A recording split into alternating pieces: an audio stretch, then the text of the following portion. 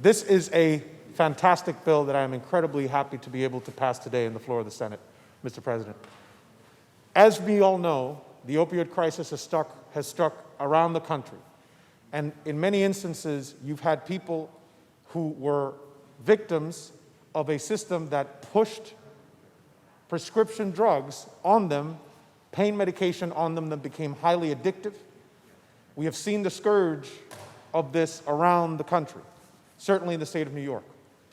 And so now that we are in a position to understand that private corporations for profit cause damages in communities all across the state and all across the country, we want to make sure we hold those companies accountable.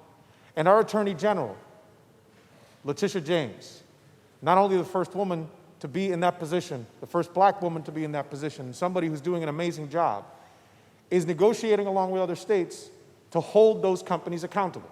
And eventually, there will be an agreement that is reached with those companies and a settlement that will be reached with these companies.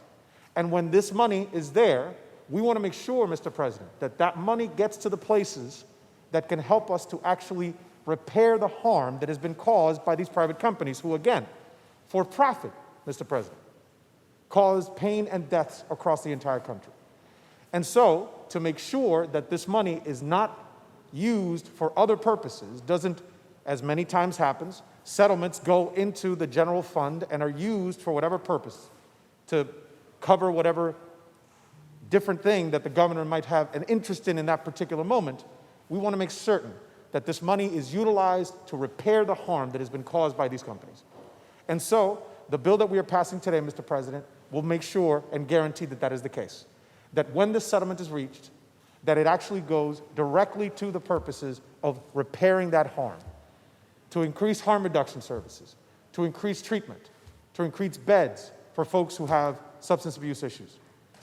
That is the reason why we need to pass this bill today, Mr. President, and I'm incredibly proud to have worked along with the department, with the Attorney General and her staff to make sure this happens. And just quickly, as I finish, Mr. President, I just want to give a special shout out to a particular staffer in my office, a brilliant knucklehead by the name of Jay Baez.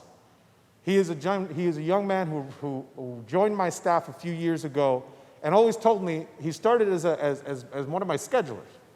And he was somebody who always expressed an interest in doing something for policy. He is now risen to become my policy director. Not only that, Mr. President, a brilliant, brilliant young man who worked tirelessly with the Attorney General's office to make sure we got this right. I'm incredibly proud to vote for this today. I'm incredibly proud to be able to mention that Jay is a big part of this. Mr. President, I proudly vote in the affirmative.